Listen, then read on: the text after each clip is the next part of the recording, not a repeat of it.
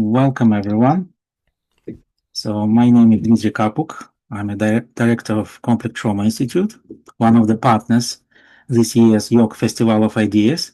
So we're very pleased to be hosting this event, Festival of Ideas talk, Reflections on Fear and Love by Michael Gilding. So Michael Gilding is a psychotherapist with over 30 years of experience, one of the trainers at the Complex Trauma Institute, and he is a big advocate for making ideas on understanding trauma available to a wider audience. So, Michael, let me give you the floor. So I'll.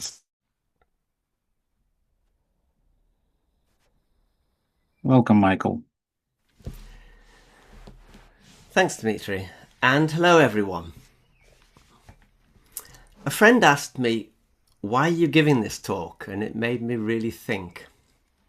And my answer was that I'm very deeply disturbed by the state of the world.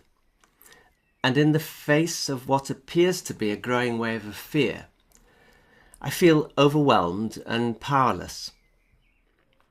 However, my work as a therapist has given me some insight into the nature of fear and love, which I think is relevant to the current state of the world. So I'm offering this talk as my contribution to our struggle against fear.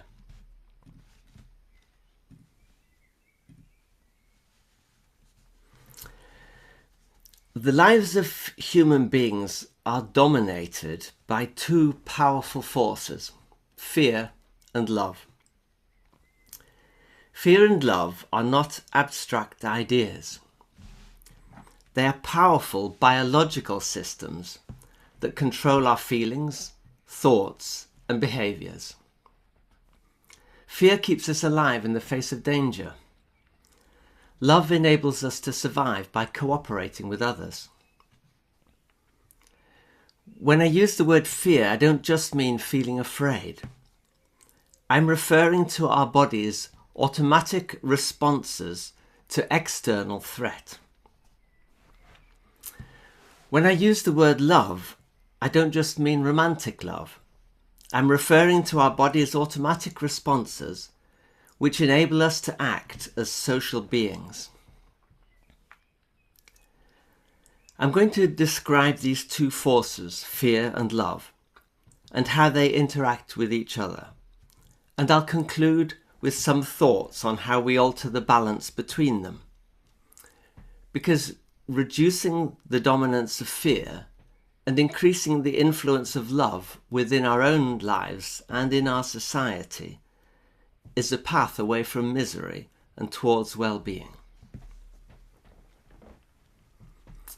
So what do I mean by fear? The natural world's a dangerous place, and we as human animals evolved from countless generations of creatures whose survival was dependent on their ability to avoid being caught and eaten by other creatures. The biological systems that enabled our primitive ancestors to survive such threats are still wired into our brains and our bodies and are part of our daily experience of life. When we sense a threat, our body instantly, automatically, and unconsciously reacts, making a number of physiological changes to help us to survive the threat. We experience three different types of reaction, depending on how close we sense the danger to be. And these different responses taken together are what I'm describing as the fear system. These three responses are fear alert, where the body prepares for action; fear arousal, where it generates the energy to escape danger; and fear collapse, where it shuts down in the face of inescapable danger. Fear alert is the state our body goes into when it senses danger at a distance. It's a state which prepares the body to respond to danger while we evaluate it. What is it? Where's it coming from? It helps us to scan the environment, and our nervous system becomes much more volatile so that we can switch immediately into the extreme action of fear arousal if we realize that this is a real threat. Fear alert is commonly known as the orienting response. An example of fear alert might be hearing a strange noise when you're alone in the house at night and you go really still and you hold your breath, trying to work out what's happening. Or entering a room full of strangers where you feel on edge and unsure whether this is going to be a good experience. We're frequently in fear alert when we're driving, as we have to be constantly alert to danger and ready to react quickly. And it's this volatile state that makes us so susceptible to road rage. Fear arousal is triggered when the danger is immediate and close. The predator leaps into action or someone attacks us, but there's still a chance of escape. It involves an increase in metabolic activity, which delivers a huge burst of energy, allowing a prey animal to run from or to fight off a predator. This response is commonly known as fight or flight, and it generates the energy we need to escape the danger. However, it can also result in a freeze with muscles locked, like a rabbit in a car's headlights, when an escape path is not clear. We might notice fear arousal in that sensation of an upwards rush of energy we get in our body when we lose our temper and go into a rage, or perhaps when we see a child running towards traffic. You'll know the freeze state if you've suddenly seized up trying to speak in public or at an interview, and your mind's gone blank. And you'll know it at near its worst if you've experienced a panic attack. We might notice fear arousal as a chronic state when we suffer from constant anxiety.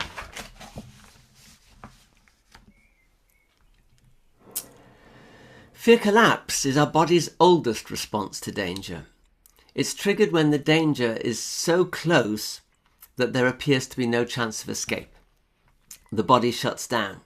There's a sudden collapse of energy production, which allows a prey animal to appear dead to a predator. Fear collapse is commonly known as the immobility response or tonic immobility.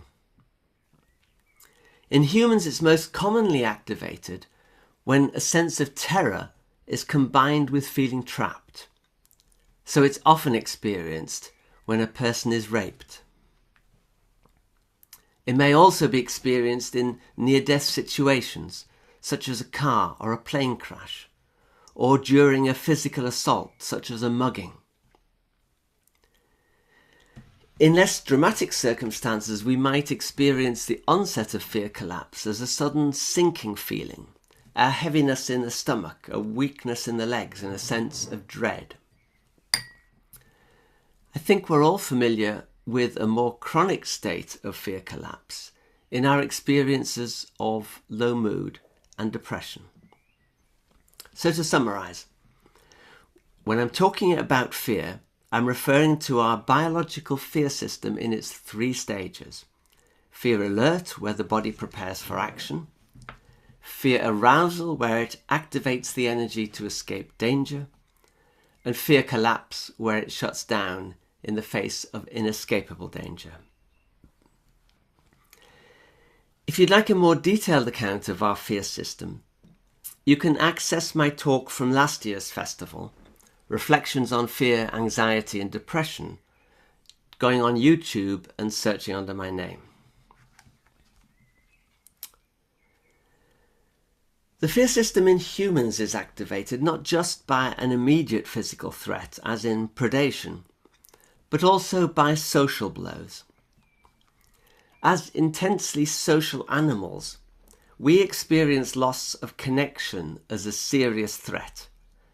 And the same fear responses with which we respond to physical attack are triggered by such things as being abandoned or ignored, by relationship breakup or bereavement, and by loss of status or position in society, and any sort of shame or humiliation.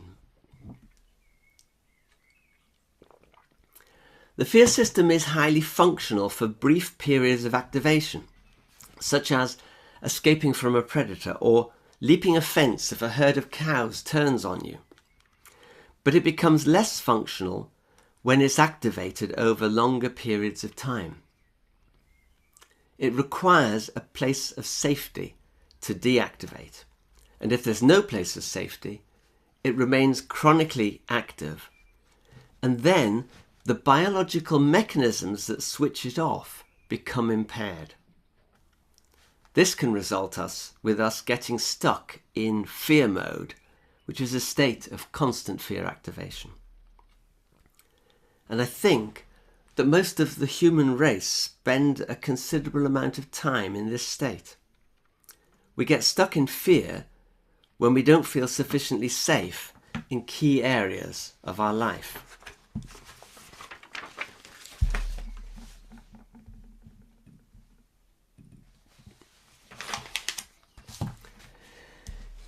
Deadly illness and natural disasters have always stripped us of our sense of safety. But I think the harm we inflict on each other in the way we treat each other is perhaps the chief reason people don't feel safe and get stuck in fear mode. We don't feel safe when we're not given the care and attention we need as children.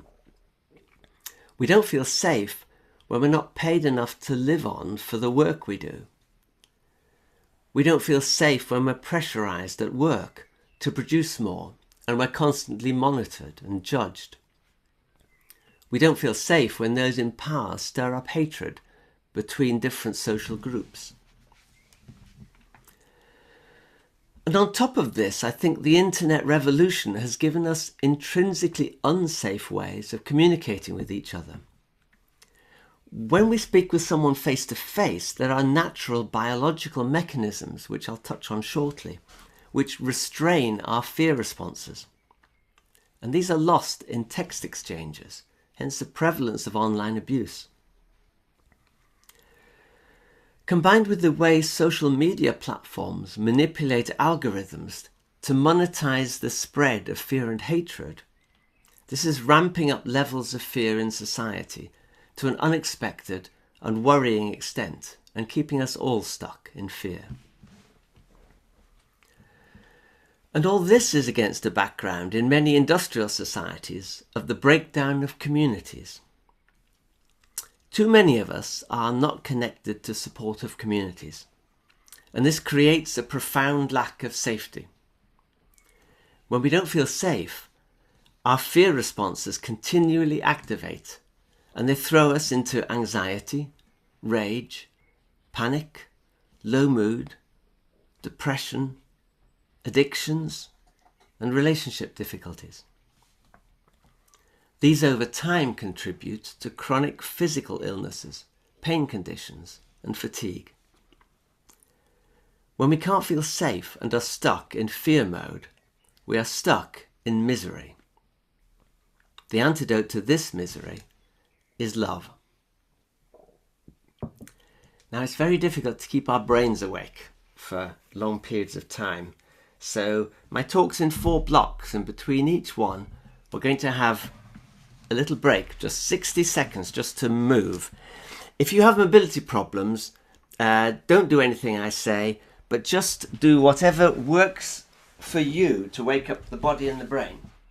But if you don't have mobility problems, could I just invite you to stand, and then maybe just to sit and stand again a few times, just to get blood moving through the body again.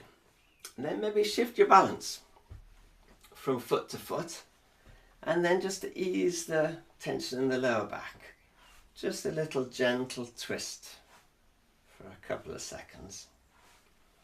And then to get rid of tension in the shoulders, just give them a nice roll back for a bit and then a roll forward. Maybe ease your neck muscles by moving your head right round like this and maybe back the other way. Ooh, it's making me a bit giddy. Try another sit and stand for a moment. Okay. And if you sit down again, but what I find really helpful for waking the brain, if you've got specs, if you just move them, is give the face a really good rub. Just to get blood flowing in the face. Okay, we're ready to carry on to part 2.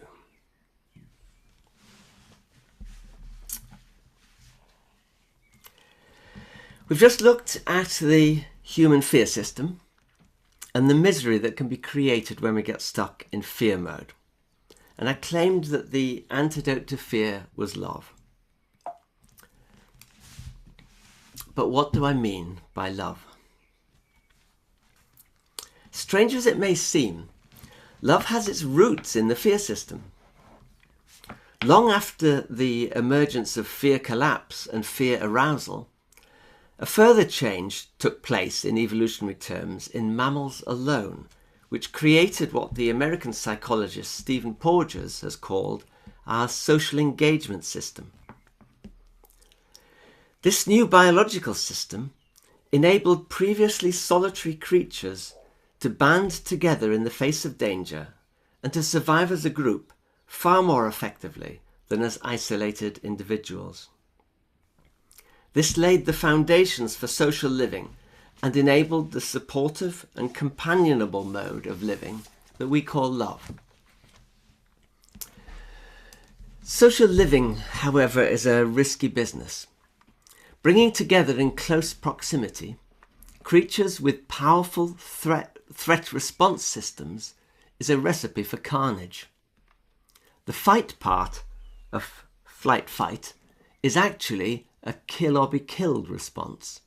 So for social living to be possible, powerful restraints on these fear impulses are necessary.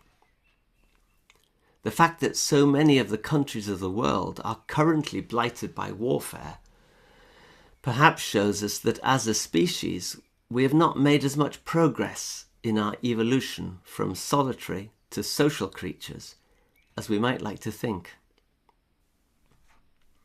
The social engagement system consists of the biological mechanisms for overriding both fear arousal and fear collapse.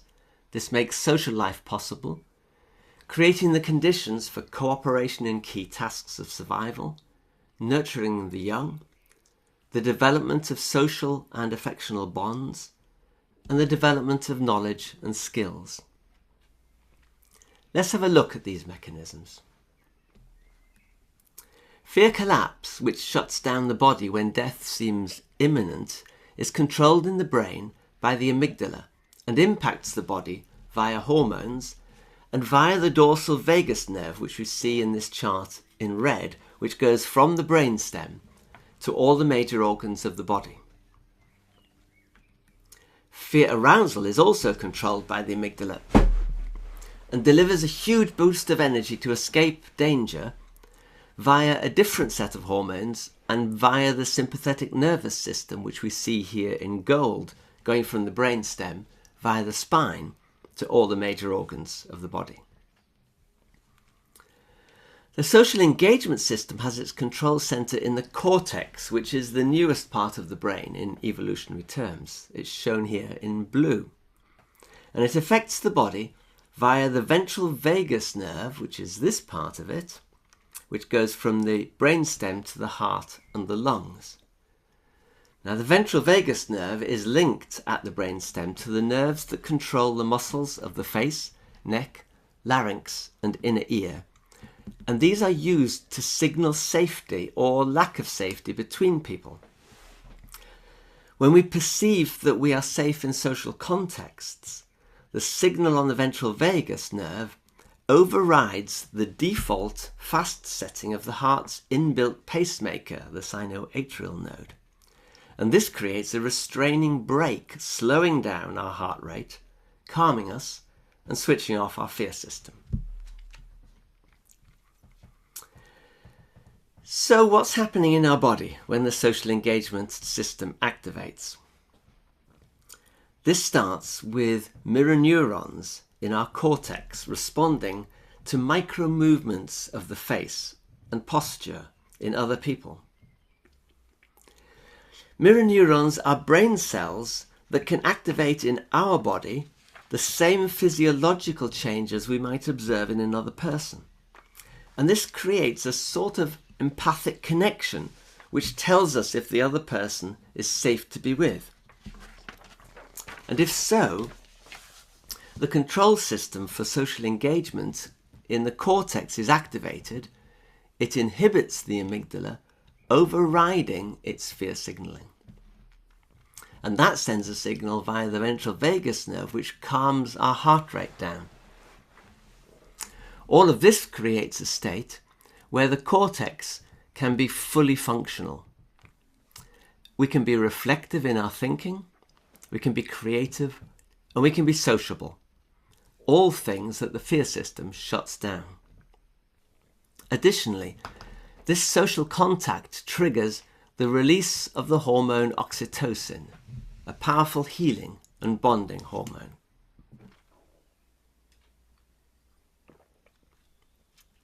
Let's look at how signaling safety works.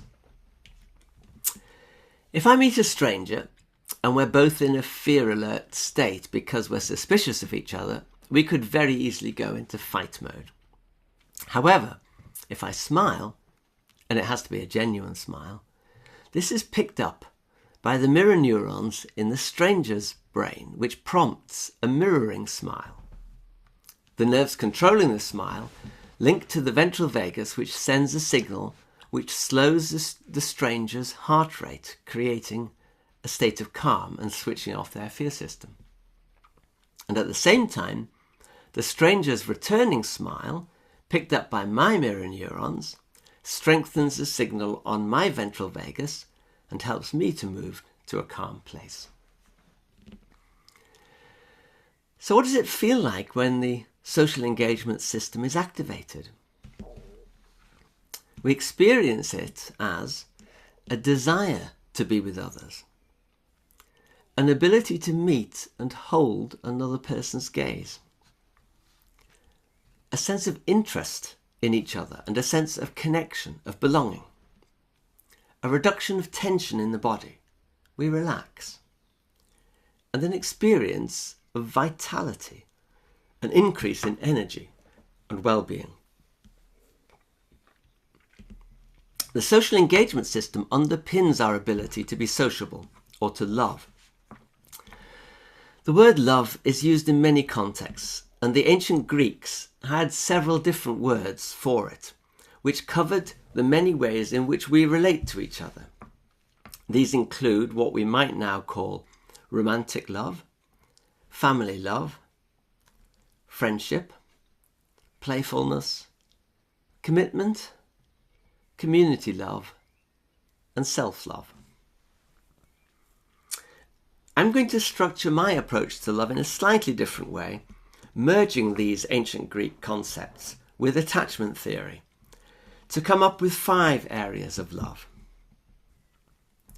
Our concepts of fear and love are based on the biology of the fear system and the social engagement system. However, fear and love are interconnected. The origins of love are in our infant cry when we're hungry or distressed. In other words, our care-seeking and the caregiving response this elicits. This is the first aspect of love.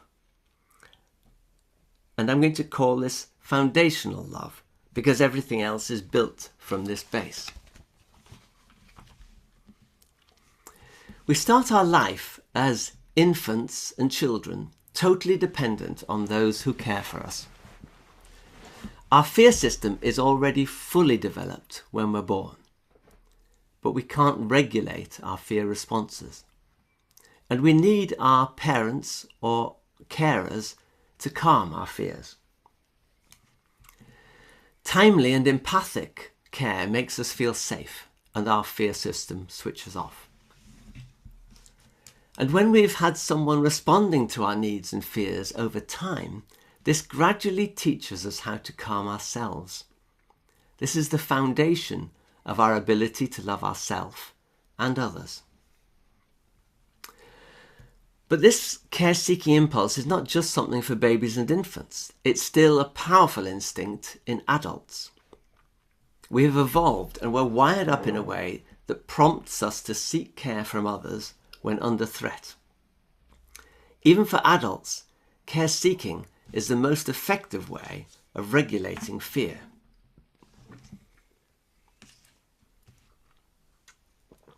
I remember a time when I was working for the NHS as a service manager, and my fear system was powerfully activated. I had threatened to write to the local newspaper unless a highly unethical service cut was reversed. And on several occasions I wondered if I'd overstepped the mark and was starting to feel panicky about risk of losing my job.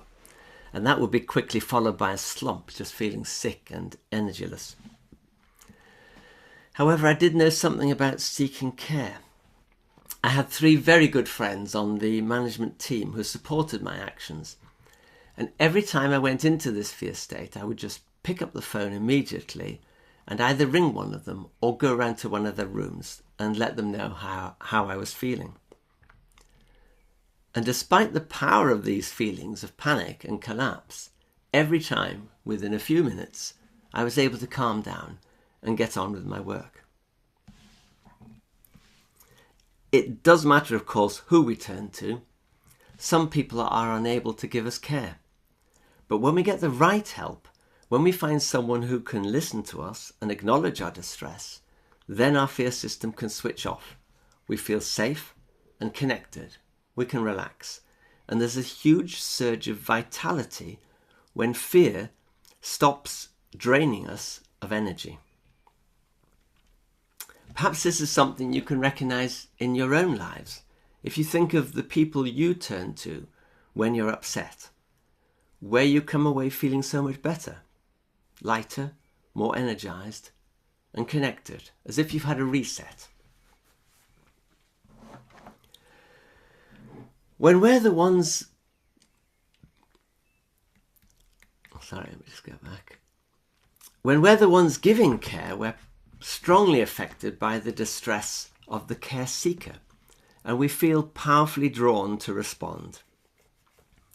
This can be a deeply satisfying experience when we're feeling well, we have plenty of energy, and people are coming to us for care that we know we can give, and they're asking for it in a straightforward way.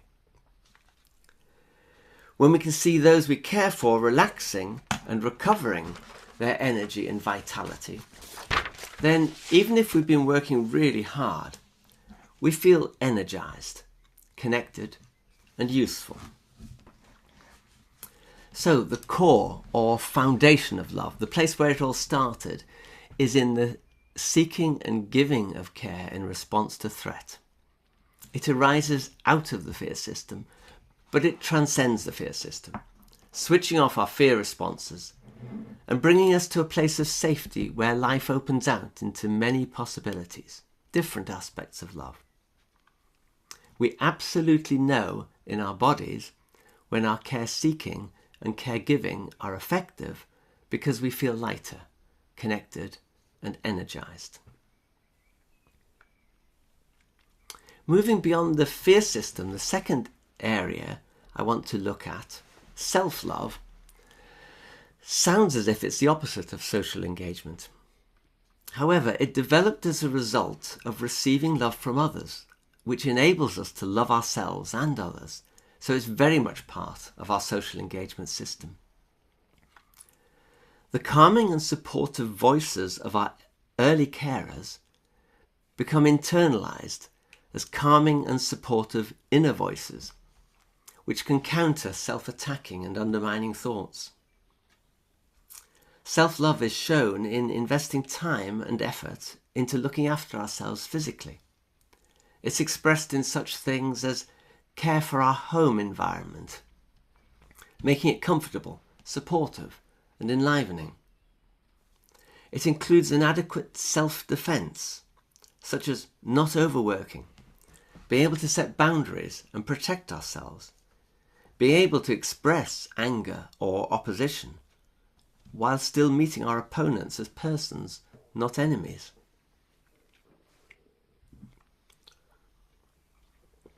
There's much giving and receiving of love outside of the context of fear or threat. This is our third aspect of social engagement, which we might simply call affection. We see it within immediate families, between sexual partners, and between friends, when we just enjoy being with each other, when we rub along comfortably together, exchange words or tokens of affection. We listen and are supportive of each other. There are frequent small acts of kindness, affirmation, or service. Over time, this develops into a sense of commitment, which can form a secure foundation for a sense of belonging and well-being, which gives meaning to our lives.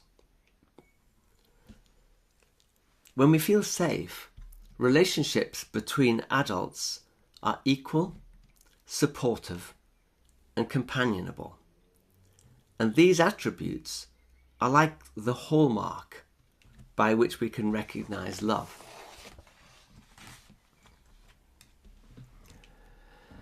Our fourth area of social engagement is being able to play and to share our interests with others. Taking part in sports, games, hobbies, pastimes, and even academic interests. We find it in all sorts of clubs, in book groups, choirs, allotment communities, many other activities. These can be groups where we play, encourage each other, have fun, or learn new skills and expand our knowledge and understanding.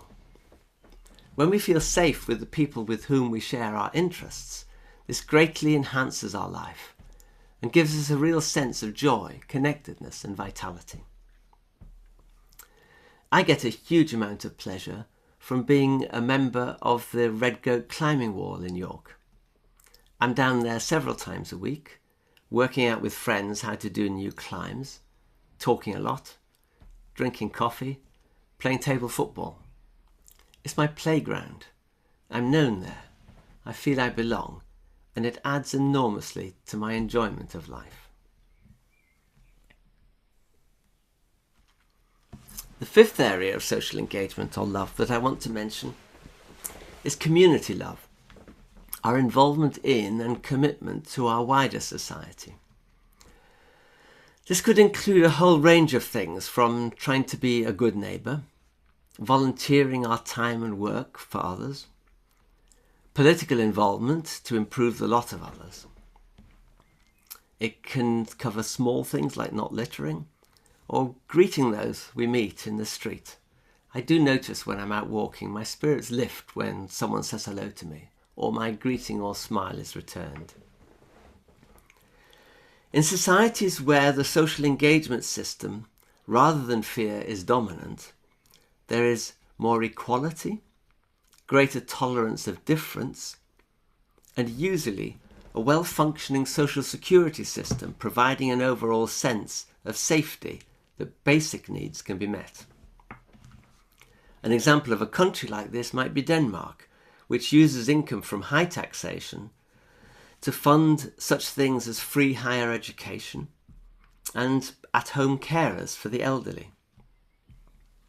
An example of a policy that could contribute towards making a society less fearful and more socially engaged is universal basic income, which research has indicated helps recipients to feel more secure, improves mental health, gives people space to find more fulfilling work, and encourages volunteering and entrepreneurship. So we've been going on for a bit. and it's time for another break just to wake the body up. So could I invite you just to move around in your own way or follow me, just sort of sitting down and standing up, and then shifting balance between your feet, a little bit of twist to ease the lower back,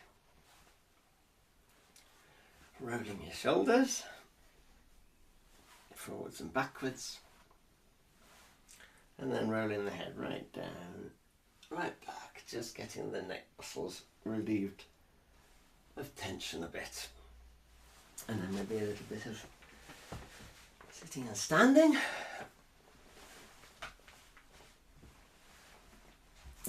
And then, before we start, if you want to move your specs up, just give your face a nice rub, just to waken up the eyes. Okay, and we're back. We've just looked at the social engagement system, the biological system underpinning love, and how we experience it in different areas of our lives when it switches off our fear responses. I now want to look at ways in which the fear system disables our ability to love when we get chronically stuck in fear mode, when we can't switch our fear off. I'm going to focus on 3 changes triggered by the fear system which most impact our ability to relate to others. The first of these is that in both fear arousal and fear collapse, our brain releases powerful natural painkillers, endorphins and other hormones, which numb both physical pain and emotional distress. When these painkillers are released by the brain, we lose our empathic connection to others. Empathy is the ability to sense what another person is feeling, to put ourselves into their shoes. And we can do this because our bodies naturally resonate with another person's, picking up on their feelings. But this only works when we can sense what's happening in our own body. When our brain releases painkillers, this connection with another person is cut, empathy is lost, and with it, the compassion that prompts us to offer care. When I was younger, I seemed to have an ability to take major blows or losses in a very stoical way. They didn't affect me as much as I expected them to, and I would worry that there was something wrong with me, that I wasn't feeling what I thought I should be feeling. Looking back now, I see that it wasn't that I didn't have feelings, but they were numbed whenever a loss or a blow to the self triggered my fear system. It meant that I didn't feel the full pain and distress of the blow or the loss, but it cut me off from everyone and left me isolated. The second of these changes occurs in fear arousal, when our brain's threat center, the amygdala, hijacks and restricts the workings of the cortex, the newest part of our brain that controls our capacity to think and to relate to each other. This means that the cortex can only focus on escaping danger. Everything else goes out of the window.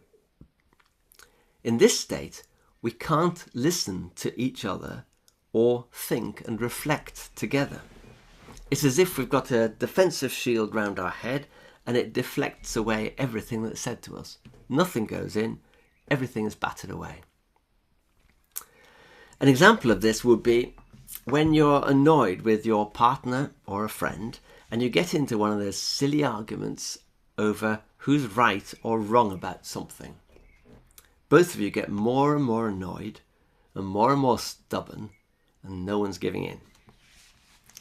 Nothing is resolved when we remain in fear arousal. However, a couple of hours later, when both of you have calmed down, you might actually see that the other one had a point. Perhaps. This intense focus on danger is a paranoid state which sees danger everywhere. And in this state, even a partner or a friend can be experienced as a threat, and we can find ourselves responding to them in an aggressive manner. The third change happens when we go into fear collapse, where our brain cells become de-energized as our body is being starved of oxygen and glucose. Here, the impact on our ability to relate is even more fundamental than it is in fear arousal. The control systems in the cortex which enable us to relate socially are disabled. We lose the ability to pick up and make sense of those micro movements of facial muscles or the slight changes in posture and tone of voice which let us know whether someone is safe to be with or not. Also in this state, the muscles that control the correct tension of the eardrum start to fail, and it means we can no longer pick out the human voice from background noises, so we can't hear properly what's said to us. It's as if the cord that connects us to others is severed. What we notice is that we no longer want to be with others. We want to withdraw. So we go into ourselves. We can be in a room full of people, but we're isolated. With this in mind, I want to go back to the 5 areas of love that I mentioned before and consider what happens when the fear system infiltrates these areas and starts shutting down our capacity to love. This infiltration of fear has the most profound impact in the context of foundational love, our seeking and giving care in the face of danger or distress. Our ability to seek care will be impaired if our life was dominated by fear when we were young. Early lack of caregiving undermines our ability to regulate fear. For example, if our parents were anxious, depressed, overwhelmed, unsupported, and not able to regulate their own fear responses, we won't have got our needs met or had our fears calmed. So we stay trapped in fear and don't learn to self-calm. If our fears and needs were responded to by angry attack or being ignored, we would probably conclude that there was something wrong with us. We may now be deterred from seeking care, feel that people won't want to bother with us, that they'll be too busy, and then we're ashamed of our need and too afraid to ask for help. We will be prone to seeing any potential caregiver as a danger, someone with power over us, power to disappoint or hurt us as we were hurt in the past. So we might avoid them or fight them, try to belittle them or rubbish their care, or try to control and manipulate them. What this does, of course, is to trigger a fear response in people who might be able to help us and make it very difficult for them to respond to our need. Another result of not getting the care we needed when we were young is that we might now choose caregivers who are unable to help us because it's what we're used to. So perversely, we feel safer with these people than with others who could give us care. Perhaps if you think about your own life now, there may be people that you turn to for help who don't listen properly, or who judge or blame you for your difficulties, or who just end up talking about their own problems, and you come away feeling even worse. When we're the ones giving care, our ability to do this can be shut down by fear responses arising from several sources. Our fear responses may be triggered by the powerful fear reactions of those seeking our care. They may react to us as someone who could disappoint, humiliate, or coerce them.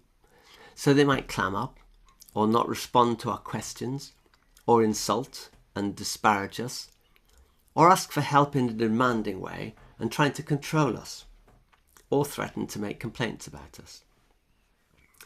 We then sense them as a threat, and we lose our empathic connection and both care-seeker and caregiver are left feeling rubbish, trapped in their fear responses.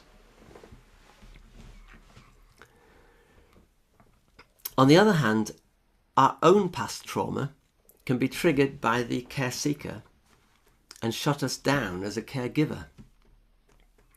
I worked with a woman who had loved being a mother to her 4-year-old daughter, but who had suddenly become depressed and unable to cope with looking after her. It turned out that when she had been 4, her mother had been hospitalized for a number of months, and she'd been sent away to a relative for that time and had been deeply distressed. Her 4-year-old daughter's vulnerability and need for her care had touched the forgotten memories of her own need and vulnerability at that same age and awakened her old trauma, throwing her into a fear collapse and shutting her down as a caregiver to her own daughter. There might be a problem that we're struggling with too many demands on our care and becoming exhausted.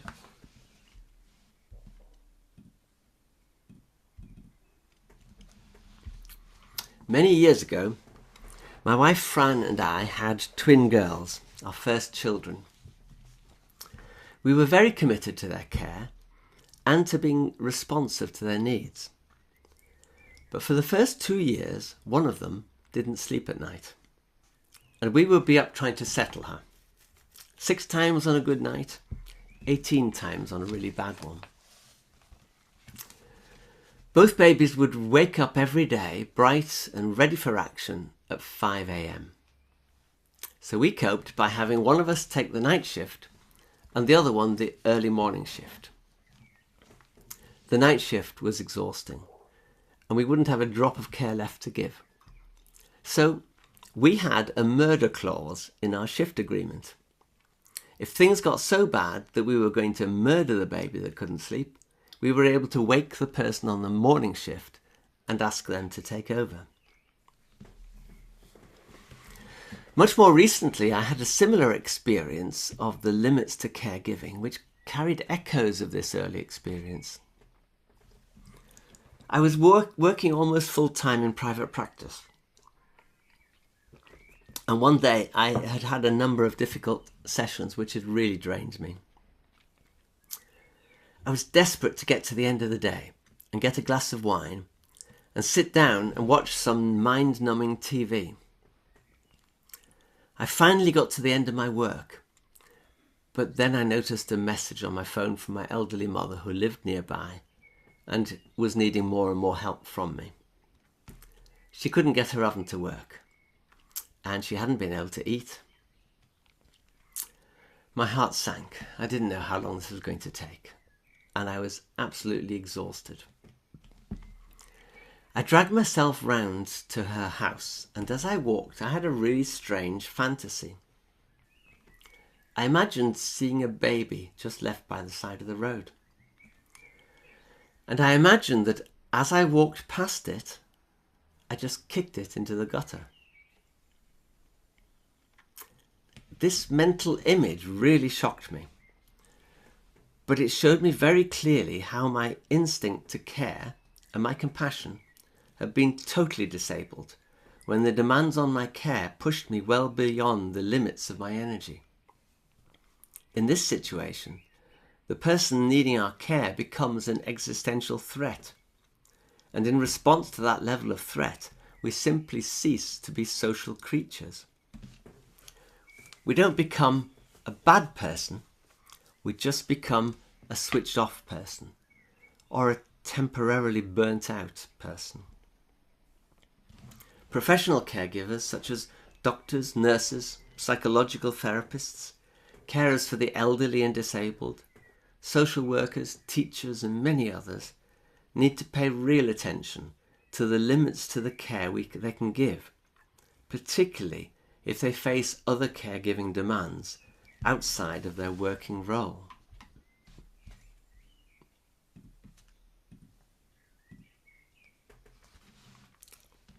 One thing is clear. We absolutely know if we haven't been able to meet the care seeker's need because we feel heavy, tired, frustrated, and often really distressed.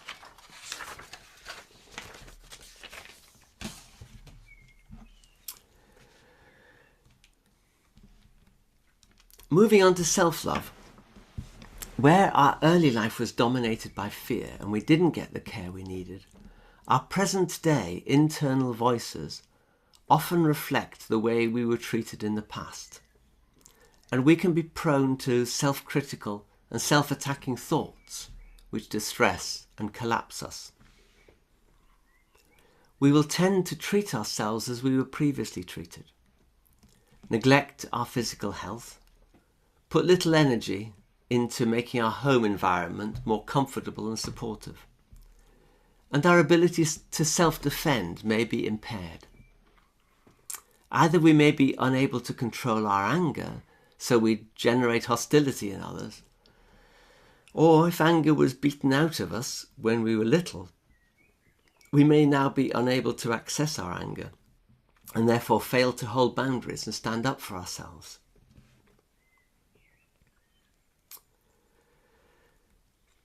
Turning to affection. If we can't regulate our fear responses, or our friends or sexual partners also can't, the social engagement system gets shut down. Our relationships become unequal, unsupportive, and hostile. The other person becomes a threat, and in response, we withdraw or argue, fight, or seek to control the other. In intimate relationships, we see this on a continuum from constant bickering and petty meanness, creating low-grade misery, through volatile relationships with noisy fighting as each partner tries to dominate and control the other, right up to relationships in which one partner dominates through violence or coercion and the other is terrified into submission.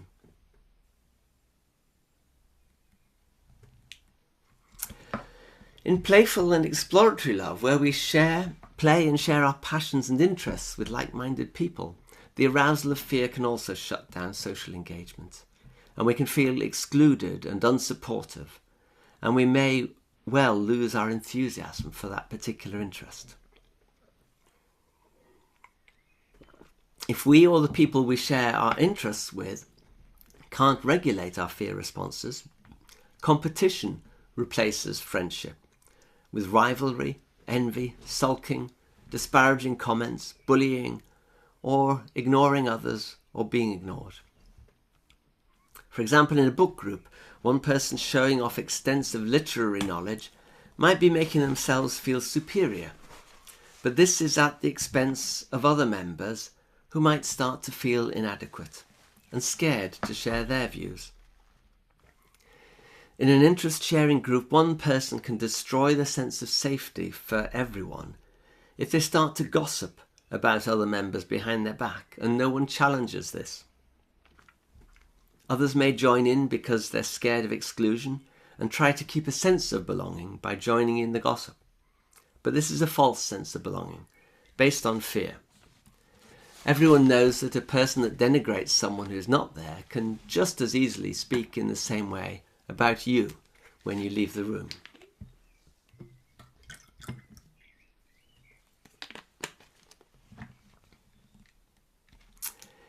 In our communities and in the wider society we live in, the infiltration of fear has a profound effect.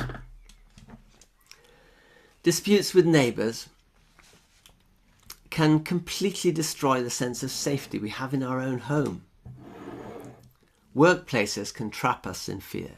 If the workplace culture is fear-driven, it will have the same patterns of dominance and submission that we see in fearful relationships, and our work will be stressful and exhausting.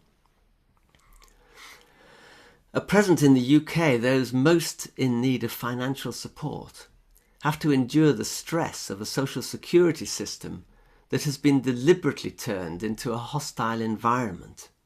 So those most trapped in fear have their fear compounded when they seek help. This destruction of a vital safety net leaves us all feeling less safe.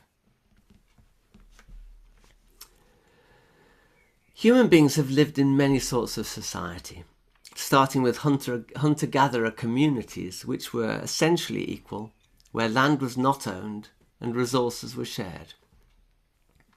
But throughout recorded history, fear has been endemic in most societies. Whether in agrarian societies with wide inequalities between aristocracy and those who worked the land, in tyrannical regimes where lives hang on the whim of a despot and no one is safe, or in industrial societies where those with wealth and power take a disproportionate share of the joint enterprise of business, leaving the majority in a state of financial insecurity. I think we're presently seeing a rise of fear in our world, at least the part of the world I know. Fear is a state of isolation, destructive of social living. It's a me only, not us state. In the fear state, we respond to difference of any kind with hatred and aggression. We cling to possessions and wealth without sharing them, and we lose compassion for those who can't access the means to live through illness, age, or disability. This feels unsafe for all of us. Those with disproportionate wealth fear those without it, and those with nothing fear for their very survival. So, we're nearly there. One more part to go. Let's just take another break where we just move the body a bit and wake up the brain. So if you're able to follow me, maybe stand and sit a few times just to get the blood flowing through the body again. Just shift your balance a bit. Ease up the lower back. Just some gentle twisting. Take away the tension of the shoulders by giving them a good roll backwards and roll forwards. Ease the neck just by rotating the head right round. And another couple of sits and stands. And maybe even a stretch right up. Okay, and then as we sit down again, just removing our specs and just giving the face really good rub. We're nearly there. We've looked at ways in which the activation of the fear system can shut down our ability to love and relate socially. And as I've said, it feels as if we're living in a time when fear is rising. What can we do in the face of this? I can think of no more important task than trying to help shift the balance between whether fear or love dominates in our own lives and in the society that we belong to.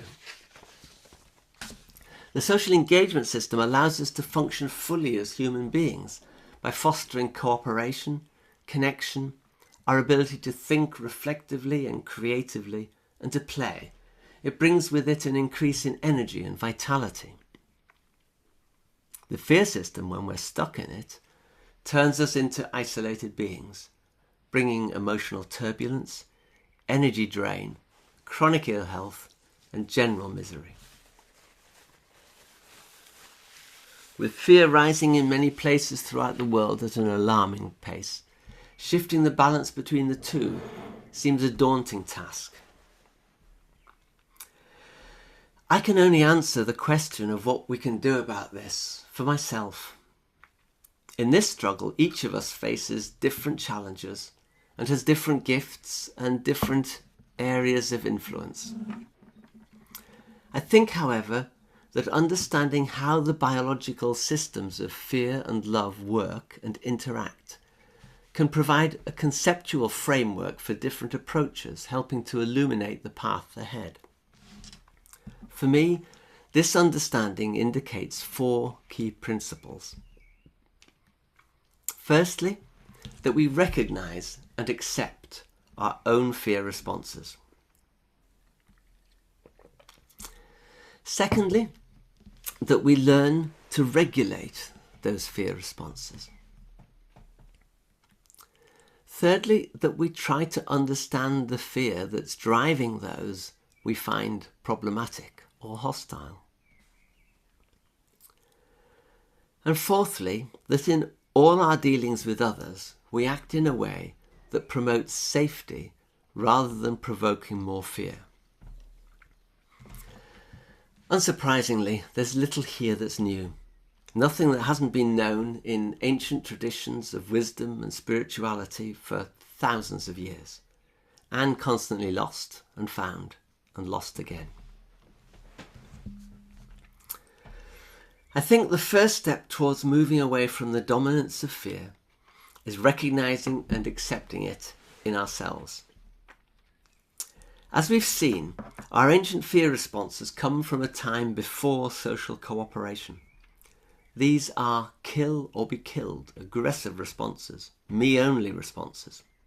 The socialized part of us sees them as selfish, uncaring, and violent, and often wants to disavow them. That's not me. It's too hard to accept. We don't want to look at what we see as the nasty part of ourselves. This nasty part is usually our retaliatory impulse. If someone hurts or scares us, we want to scare or hurt them back. When I'm on my bike and a car cuts in front of me and nearly knocks me off, I have an impulse to hurl a brick through the rear windscreen. I don't do it because I can control my impulse. And also, I don't carry a brick for that purpose, but I do fantasize about it. We might think we're a bad person because of our retaliatory impulses, but these are simply our thoughts and fantasies expressing the body's unconscious impulses. It's just one of the ways that we notice that our fear system is activated. Our retaliatory impulses are neither good nor bad. They are simply information. They tell us there's a threat and that we're angry. They tell us something needs to be addressed. In the example I gave earlier with my daughter who kept disturbing my sleep, the threat of sleep deprivation triggered the retaliatory impulse of wanting to hurl her back onto the bed. But that was just information. My caregiving tank was completely empty. It just meant that it was time to wake up my wife to take over. When we don't recognize and accept our own fear responses and try to disavow them, we lose an integrated sense of ourselves.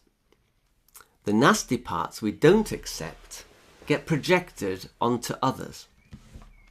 We dump them onto someone else, criticize those people, and label them as bad. So now we feel good, but we're deluding ourselves.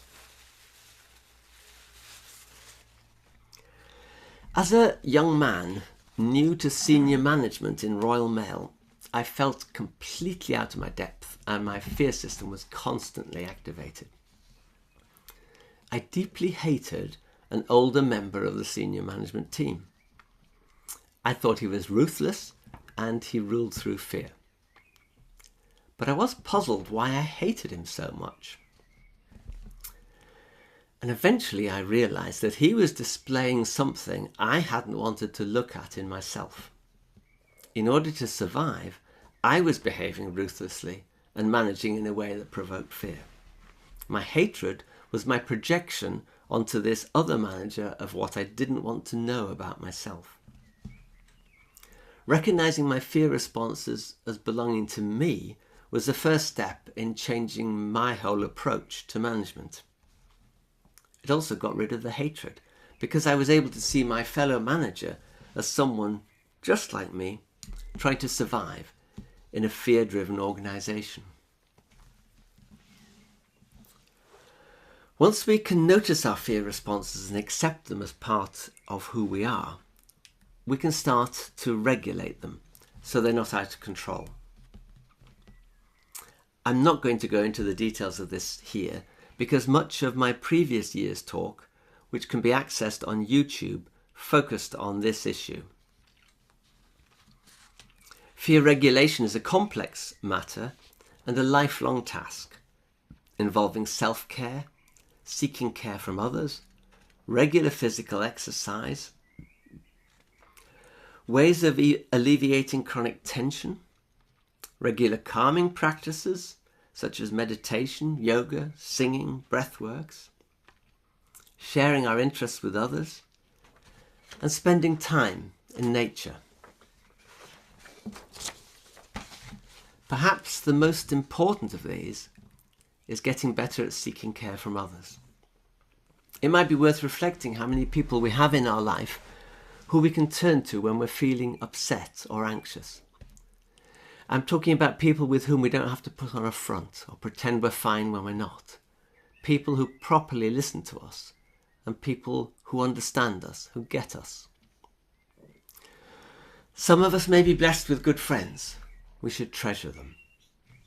But if we're not, it can help just to be aware of that lack in our lives and to be open to making new friends or reconnecting with old ones. Of course, friendship is two-way, and a shift in focus from who will be my friend to who needs my friendship can open up new possibilities.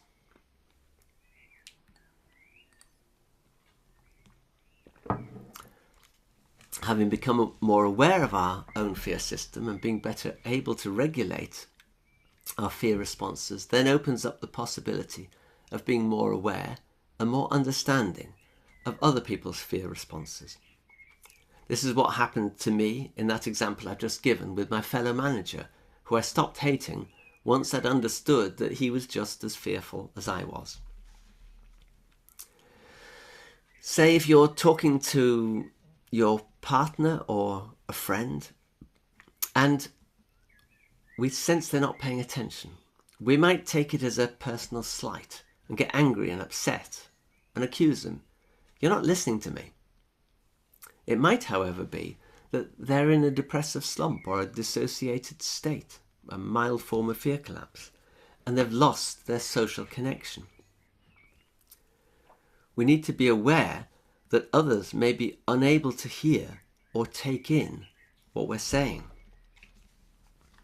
To my shame, I can recall a number of occasions in the past in my work as a therapist where I got irritated that clients had no recollection whatsoever of my really helpful interventions in previous session.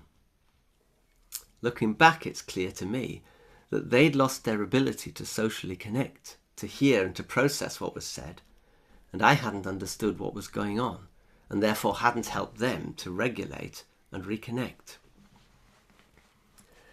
When we realize what's happening, it helps us not to take things so personally and get upset. We might just think how to bring them back into connection. Might just need sitting quietly alongside or holding the hand. Going back to the example of the petty argument we might have got into as to who's right or wrong about something, if we can notice our own fear state, we can then understand the state that the other person is in. In a heated argument, we would then know that hammering away at convincing the other is going to get nowhere. The only thing that works is indicators of safety, such as lowering our voice, backing off, making space. In other words, de-escalating rather than pressing the point.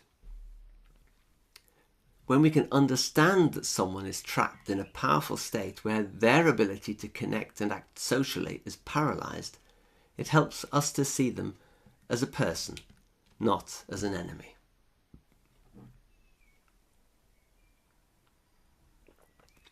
This understanding also helps us to see how we might best respond to those in fear. And I'm not here going to consider the extreme cases where aggression needs to be stopped and contained by meeting it with equal force, such as law enforcement or even resisting the invasion of one's country. My focus is on how each of us can contribute to reducing the growing forces of fear and hatred day by day in the world. The key to countering fear is promoting safety. One of Aesop's fables, The Tale of the North Wind and the Sun, tells us of a competition between those two as to which was strongest. They decided to see who could get the cloak off a passing traveller. The north wind blew and blasted the traveller, but he only wrapped his cloak more tightly round him. Then the sun gently warmed him, and after a time the traveller shed his cloak. I think of the cloak as the shield that the fear system throws up, that blocks all thinking and lets nothing in. An assault on the shield gets nowhere. It just gets stronger. The cloak is wrapped more tightly. But the sun's gentle warming is like what happens when we meet fear with safety. The guard is relaxed. The cloak comes off. Only safety switches off our fear responses. The lessons of history give us many examples of the opposite approach. There have been many revolutions against unjust regimes, fueled by laudable progressive ideas of freedom and equality. But revolutionaries often end up demonizing and killing their opponents, as in the early stages of the French Revolution or in the Russian Revolution, and they themselves then generate regimes of terror. Tsarist terror was replaced by Stalinist terror. When fear is met with fear, it creates more fear. The more gradual revolution of our current times, fighting to create a fairer society for all and overcome sexism, racism, and all sorts of discrimination, now seems to have created a backlash which poses a threat to all this progress. The governmental rollback of civil rights in the USA, or the network of websites and online communities promoting misogyny to young men and boys, known as the manosphere, are particularly chilling aspects of this. However, it's perhaps necessary for progressive movements to look at their own fear responses that may have played a part in fueling this backlash. Progressive views, as they gain more acceptance in society, have at times been advocated and implemented with fear-driven behaviours such as intolerance, zealotry, and uncontrolled anger. Those who raise challenges to what becomes accepted thinking can face social media lynch mobs aimed at destroying their careers. Academics are hounded out of university posts for sexist comments, which deserve rebuke, but not annihilation. This is not the warming sun that persuades people to change, but perhaps more the north wind. And it's created a climate where many are frightened of speaking spontaneously for fear of offending others, and many perhaps leap too readily into outrage.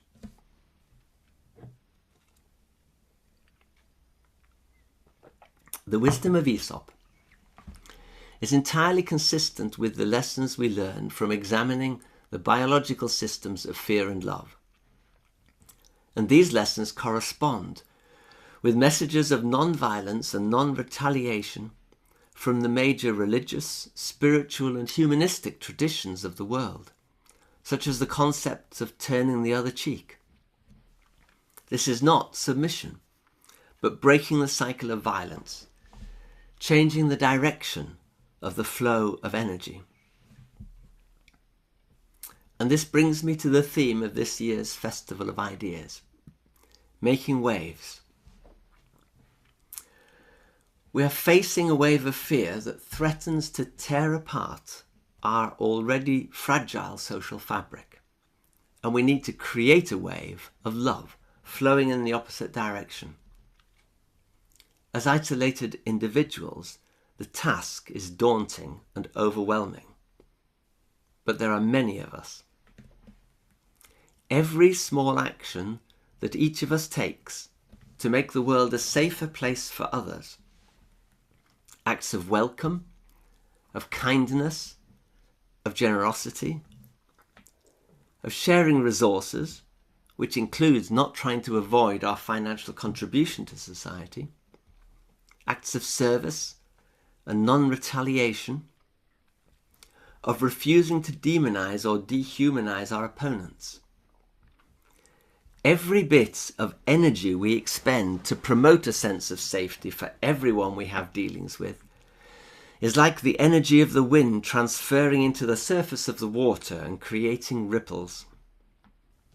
Each of us makes ripples every day, whether we're aware of it or not, affecting all those we come into contact with. And all these ripples can join together to make waves.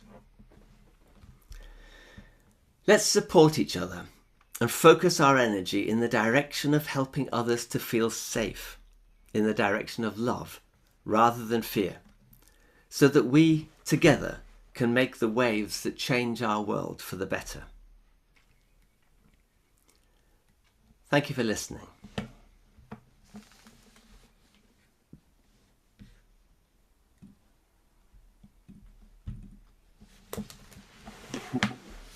Great. I hope you can see lots of reactions. Michael, yeah? Thank you, everyone. Brilliant. Thank you for your support. We have questions, Michael. So Q&A. But everyone, I want to post feedback form, so please don't go anyway. Stay patient.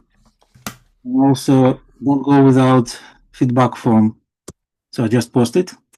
So if you get a complete feedback form, then you will receive certificate. So are you okay to read? Okay, yes, just looking at the questions. We have, for autistic folk, holding gaze can be difficult. Does this mean the social engagement system is harder to reach?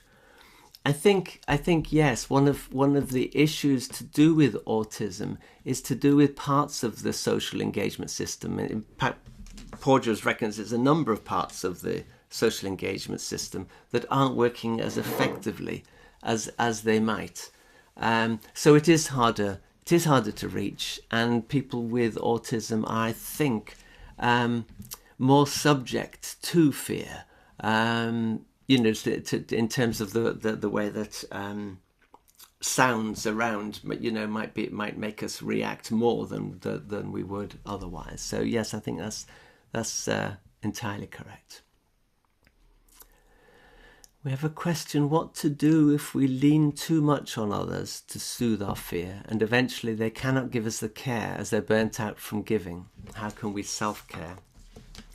That's a really good question. I suppose I sort of talked in polarities about there's people that can give us care and there's people that can't give us care. But actually, most of us can give care, but then sometimes can't give care. If we're tired or ill, or we've got stresses, or we've got anxieties and health worries, then we become much worse at caregiving. And I think one of the big things is actually just to hold on to the fact that there's nothing wrong with seeking care, and there's nothing wrong with need. And the fact that someone can't meet your need doesn't mean there's something wrong with it. And sometimes we just have to accept that our friends are our friends, but they have limits as we have limits. And just allow them a bit of slack and allow ourselves a bit of slack, and just see who we can find to help look after us. So I have a question: does exercise, and hence the release of endorphins, result in immediate temporary loss of empathy? No. I don't understand half as much as I would want to understand about about endorphins, but I'm talking about the particular painkillers that actually numb our responses.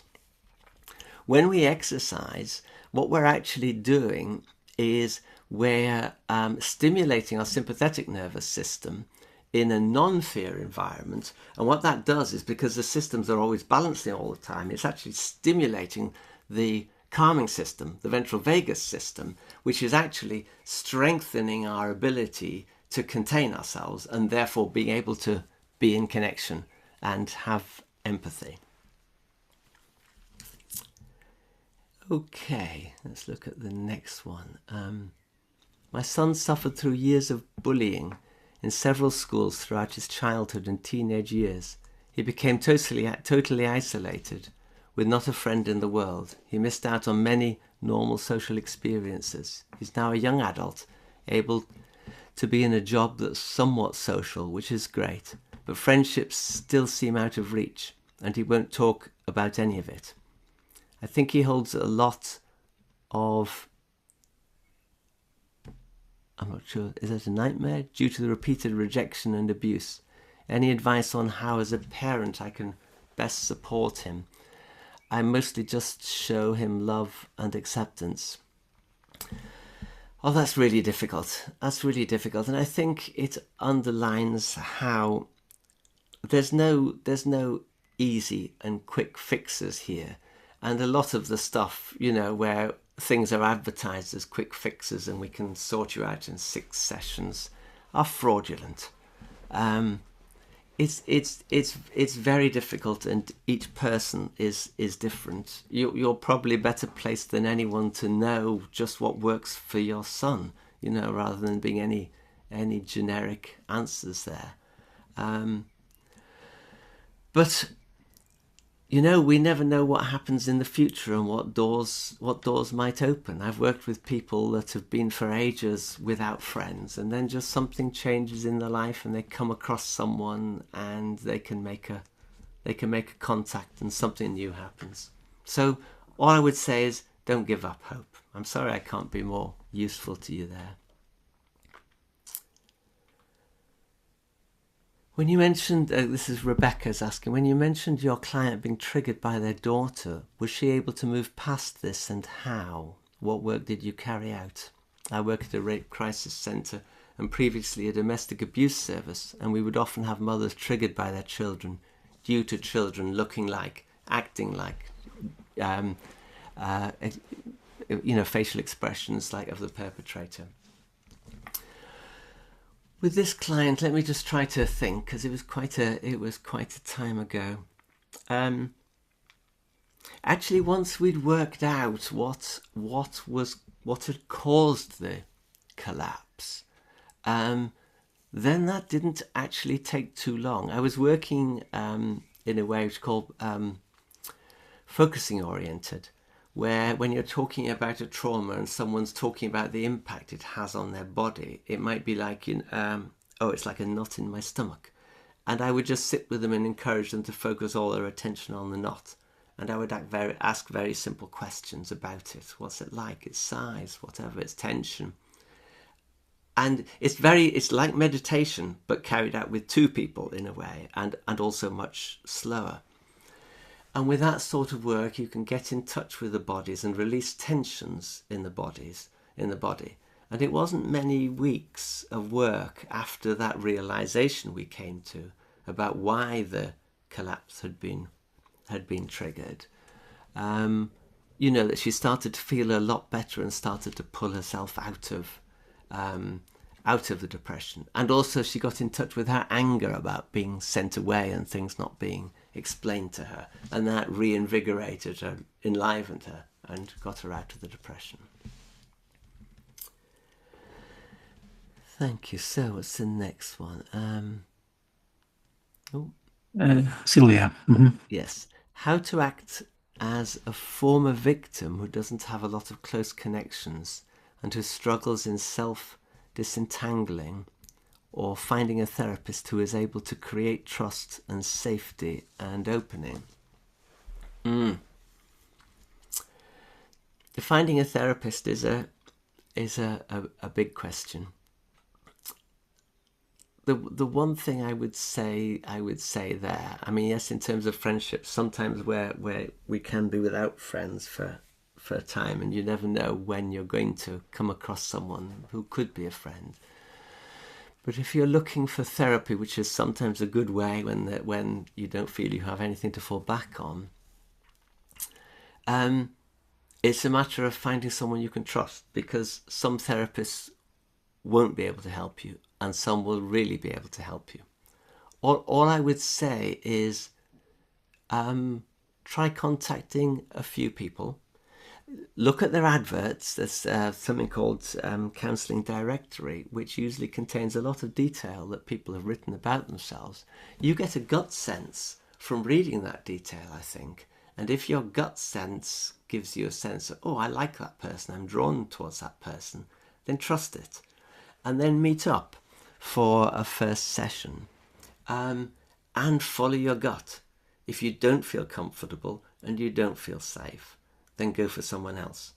But if you actually feel safe, if you feel relaxed, if you feel, this person gets me, then you might have found the person that you need. So we've got another one. In cases of panic attacks, you often don't know the threat. How can you still try to work on your fear system? That's a very good question.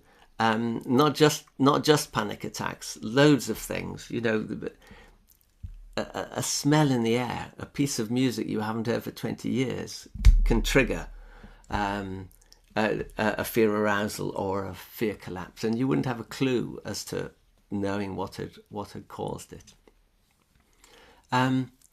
So in a sense, it's just, yes, I am in that state. I am in fear arousal, or I am in fear collapse. What to do about it? And that's where things like regulation and breath work and the like help. But these things don't change you and don't give you what you need instantly. It's not a simple answer. It's as if you want to become a champion weightlifter. You go down the gym for 5 minutes a week and then nothing happens. You know, you need to go down the gym several times a week and work for several hours a week. You know, so things like regular physical exercise, you know, at least 30 minutes walk a day, these sort of core things. Look at my talk, the first talk on YouTube. There's a lot about regulation, but it's very complicated. It's not a simple thing. There's no one pill that sorts everyone. What can you do when others give you care, but the feeling of safety is only momentary? Well, yes, the feeling of safety usually only lasts until the next danger. And if we live in unsafe places, and if we're in unsafe workplaces or the like, then yes, we'll be back in fear again, and we just have to go through the whole thing again. But sometimes we have to step back from it. You know, say in your workplace, if you're in a workplace and you're constantly in fear, you might have to think, is this a place for me? And make changes in your life to work in a place where it's more comfortable and people look after each other more than the place you currently are. Now then, we're just about out of time. I'll just take one more question. But can I say, if you have a question there and I haven't been able to get round to it, I'm very open to correspondence. And I think Dimitri will put my correspondence email address, michael.gilding@gmail.com, on the chat. And do get in touch with me if you'd like an answer. So let me just look at the last one. How does this apply to relationships with someone using coercive control? I work with mothers who experience coercive control from their partners and have to co-parent with them post-separation. It's particularly difficult when children are caught in the middle. They have to continuously experience fear. I think the key point there is the fear system cannot switch off, and you can't actually start the therapeutic work that you might do between a therapist and a client, or even the support of friendship, when people are not safe. So when people are in unsafe places, our job is to try to help them to get out of unsafe places. Try to find a place of safety. It's, therapy isn't magic. What friends can do isn't magic. We have to be safe, or our fear system doesn't switch off. So I'm afraid we've got to the end of our time there. Do get in touch with me. Thank you very much for giving me the time to talk to you. And thank you very much for all the hearts and the claps and that. Very much appreciate your support. Thank you so much. Lots of responses. I wish you could read them now, but I'll send you them. Thank you, Dmitry. Thank you. It's wonderful. And thank you everyone for attending. And look forward to see you, many of you, on our next free event. So have a good evening, everyone. Bye-bye.